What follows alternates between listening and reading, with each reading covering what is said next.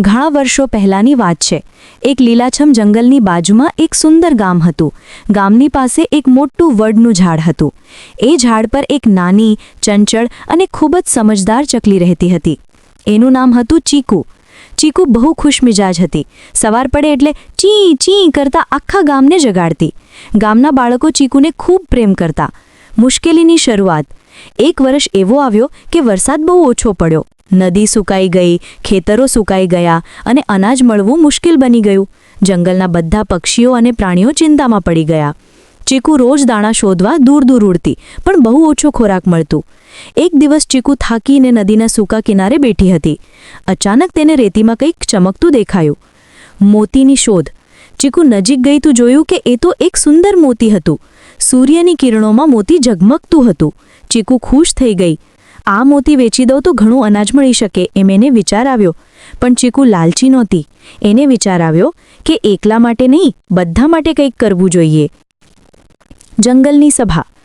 ચીકુ મોતી લઈને જંગલમાં ગઈ અને બધા પ્રાણીઓને બોલાવ્યા। હાથી, સિંહ, હરણ, કાચબો, વાંદરો અને બીજા પક્ષીઓ।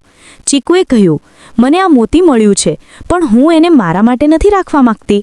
આપણે મળીને તેનો સારો ઉપયોગ કરીએ।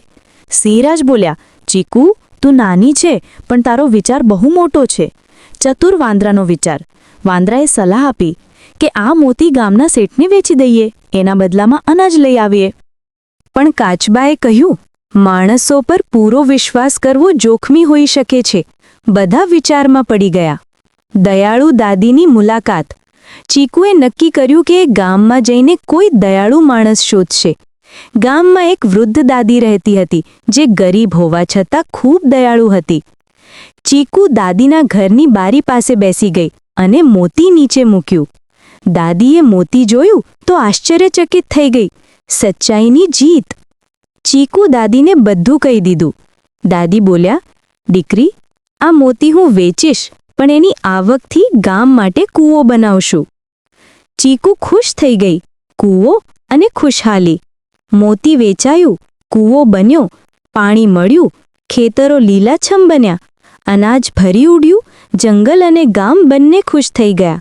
બધા પ્રાણીઓએ ચીકુનો આભાર માન્યો। ચકલીનો સાચું મોતી। એક દિવસ હાથીએ કહ્યું, ચીકુ, તું જે મોતી લાવી હતી એ તો સામાન્ય હતું, તારો દિલ એ સૌથી મોટું મોતી છે। ચીકુ શરમાઈ ગઈ।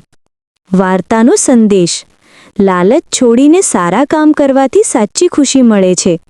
નાનું હોવું કમજોરી નથી, સહકાર અને સચ્ચાઈ હંમેશા જીતે છે।